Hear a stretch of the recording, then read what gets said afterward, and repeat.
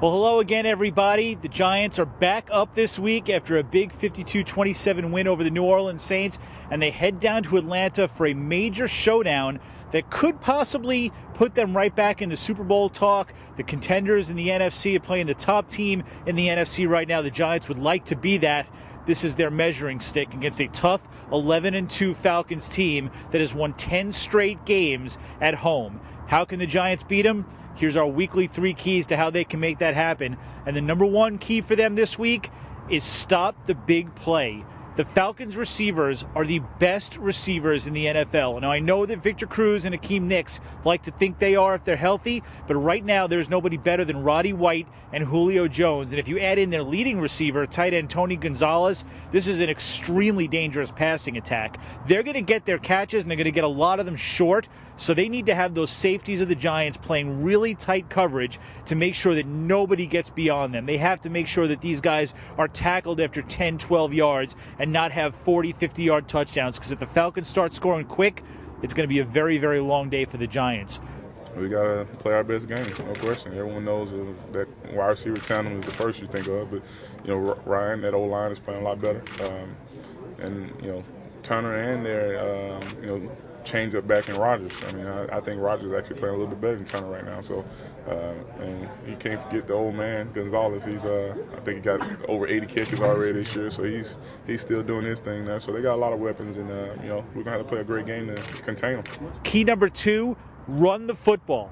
And that's not as easy as it sounds this week, because Ahmad Bradshaw has a sprained knee and might not play. And I know everybody's excited about David Wilson with his 13 carries and 100 yards against the Saints, but a little perspective, that was the worst rushing defense in football. The Falcons' defense is much, much better. We don't know really what David Wilson is able to do. Certainly his big returns give you an idea of his explosiveness, but we need to see whether he can carry 20, 25 times a game and consistently move the football the way we've seen Ahmad Bradshaw do. With Ahmad a little bit banged up, even if he is playing, then they won't want to keep him in there and keep getting him banged up. So, it'll be a rotation type thing.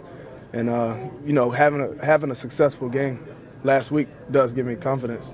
It gives us a great boost. Anytime you can get big yardage on kickoff returns, and he can break the big one on a run play at any given moment. So it's definitely an added boost and some confidence. It gives us confidence to go out there and block for him, because, our block can spring him for that long run or a long touchdown. So it's exciting. I think these last few weeks we've been playing good football, and we got to continue to do that and keep making strides. The things that there's definitely room for improvements in a lot of areas, and we'll continue to do that. But I think everybody has the right mindset.